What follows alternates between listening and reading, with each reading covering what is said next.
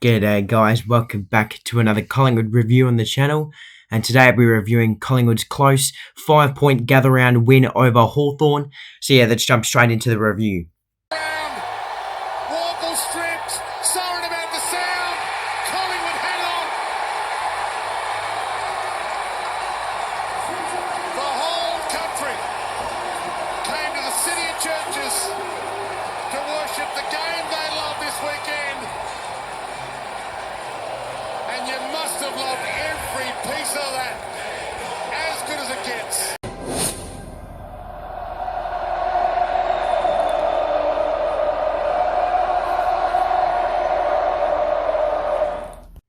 So yeah, obviously it was a quite a thrilling contest yesterday that concluded gather round, and yeah, it saw us getting over the line against the Hawks by 5 points, and yeah, there's a few things to assess, obviously, for the club heading into the bye this week.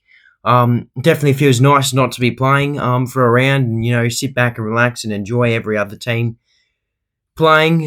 Because, yeah, there's certainly been some issues for us to start off the season.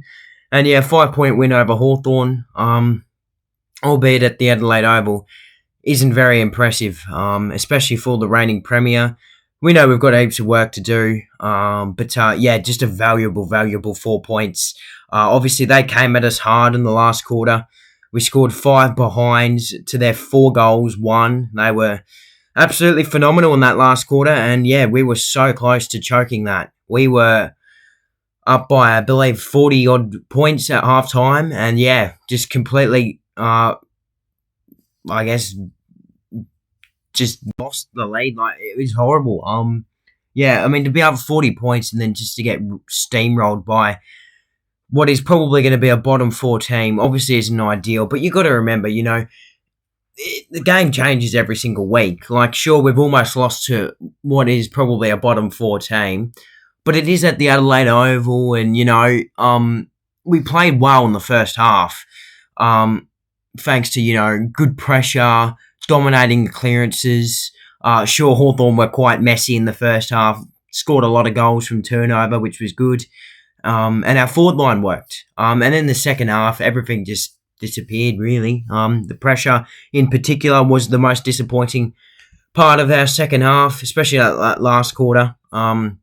Our pressure in the first 3 quarters, really, was above. It was almost in extreme. That it was that good, which is, really, really good. And that's a positive, Our pressure for a good 6-odd quarters of our last 2 games has been really, really, really impressive.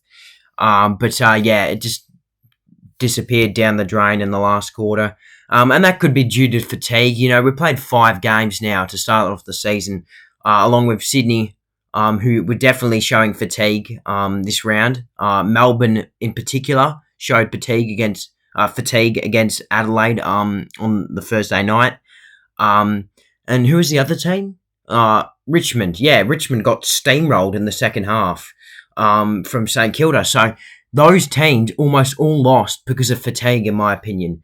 Now, I know it wasn't just because of fatigue. Hawthorn, credit to them. They've come back now twice in their 2 games against 2 probably top 8 teams. So yeah, credit to them, because they could not be a bottom 4 team. You never know.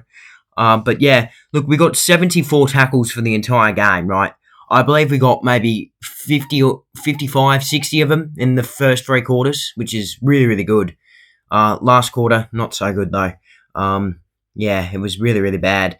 But it's a win. You just have to take the win, don't you? 4 points, very, very valuable points, because we could be sitting here now reviewing a game where we've lost by a point. Hawthorn kick a goal with, 10 seconds left, and we'd be in a very, very, very different position. We were 1 kick away from potentially being in the bottom 4 to start off the first 5 rounds. 1-4, the reigning Premier, which is like the worst ever from a reigning Premier. And we could be getting absolutely slammed in the critics right now. And don't get me wrong, Craig McRae, he's disappointed, and he knows we've got a lot of room to improve. This definitely isn't our best, what we're serving up at the moment, and yeah, we just got to get through this tough patch. But what we're doing at the moment is winning. we've won our last 2 games. That's got to give us a little bit of confidence heading in to the bye. Because I guarantee you, maybe 4 weeks ago, 3 weeks ago, we could have lost this game.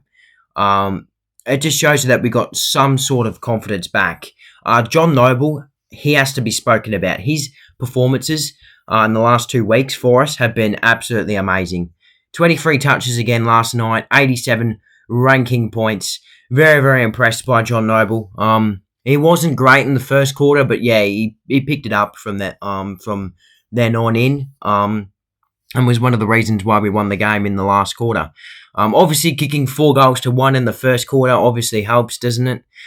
We obviously kicked, I believe, 3 in a row to start the game. Lockie Schultz was good in front of goal in the first half. Jordan De Goey had his best game of the season by a mile. Jamie Elliott as well got amongst the goals. And obviously Jack Ginnivan did get a high tackle free kick in the first quarter, which was annoying because he didn't get any last year, did he? And even last week, and now they've come out, changed the rules, and that's what happens, doesn't it? Annoying. First proper injury in a game this season as well. Scott Pendlebury went down with a bit of a rib complaint. Apparently, he was heading in sore into the game in that particular area in the ribs, and he got knocked there from Josh Weddle. Was subbed out at half time. Still, Sidebottom, funny enough, was our sub, which is interesting. He came on in the second half and, did his job. He wasn't fantastic. Probably a bit down on confidence still, Sidebottom, But, 10 touches in the second half, or 11, sorry. Good enough from him to probably maybe get his spot back in the 22, 23. If Pendlebury's out, then obviously he'll be coming in.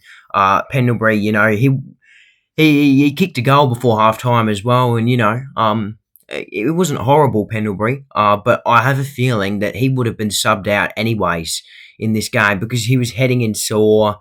Rib injury. Greg McRae said after the game that he'd been sore in that particular spot heading into this game. So that's probably referring to that he was probably going to get subbed out at 3/4 time anyways.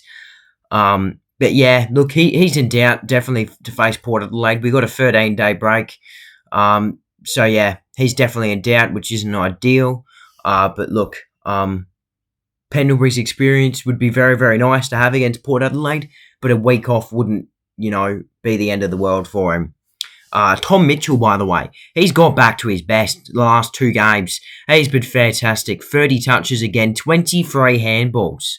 He's the handball machine, 10 tackles.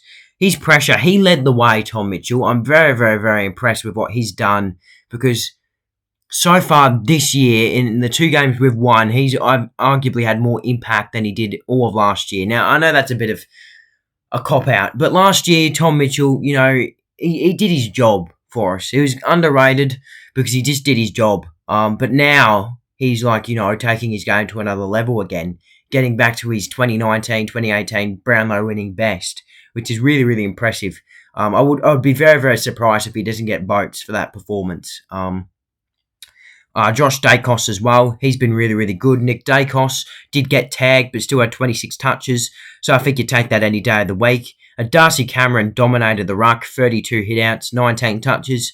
A good performance from him, which is, good. And Darcy Moore, he didn't do much, but he didn't, do any sloppy turnovers in this game. So you take that any day of the week. And Hoskin Elliott impressed me, 15 touches and a goal. Had some nice moments.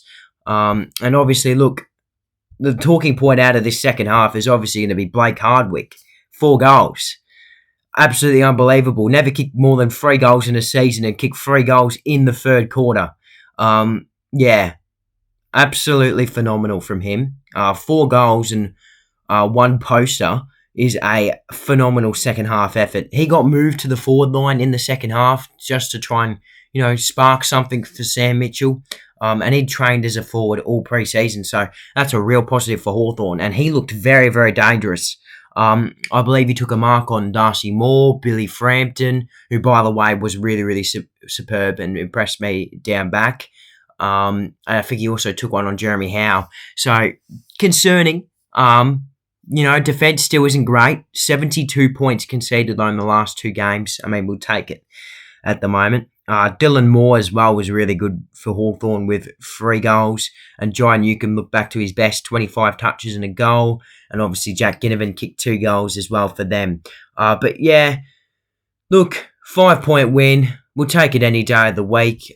We just know how to win the clutch games. And thank God we do, because we could have lost that game and it could have been perhaps even season over, because at the moment, top 4 looks pretty hard. Premiership in doubt for sure.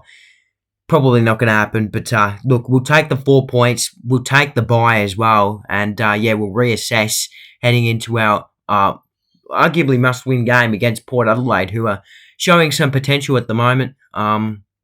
Thankfully for them, that they'll be coming off like a 6-day break, I believe, because they have Fremantle this week. So maybe we can do what Hawthorn did to them, and cop them out with a bit of fatigue. But look, we'll gladly take the 4 points here against Hawthorn. Hopefully you guys enjoyed the review.